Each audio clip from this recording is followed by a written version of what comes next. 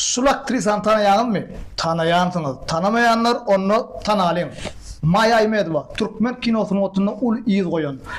Geçenki anlamda Maya Aymedova adamdı hocadur narlip men bilen jedilleşenler ama yok. Ol hocagulu narlifin ayali Maya Aymedova. Maya Aymedova Türkmen kinosunda ul iz koydu.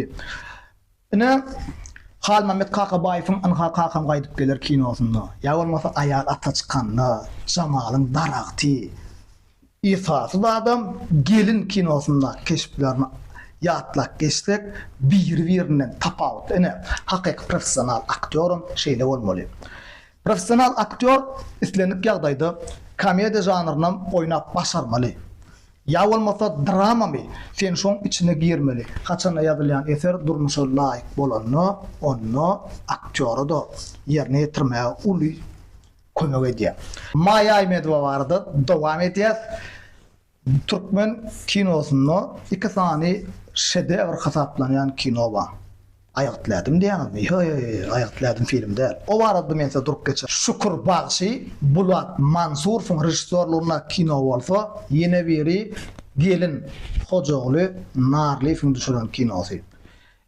Gelin kinosu Germanya'da geçirilen Cannes Festivali'ne yenici oluyor.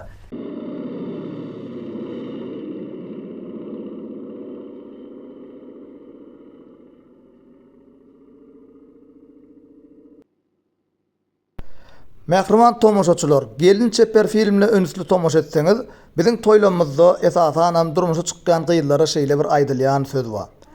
Öyün odu bilen girip külü bilen çık.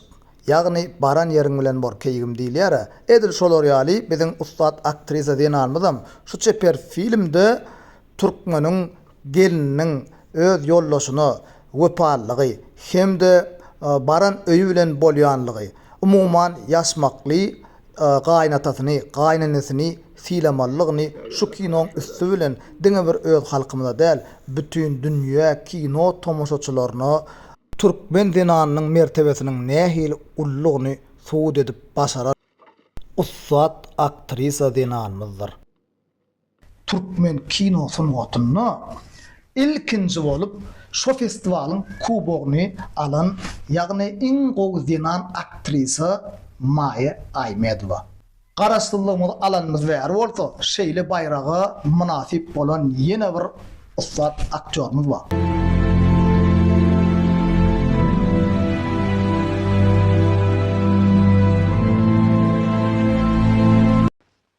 Görüyorsunuz geliyor mu? Onu indik sanımıza devamlı tomoş edin.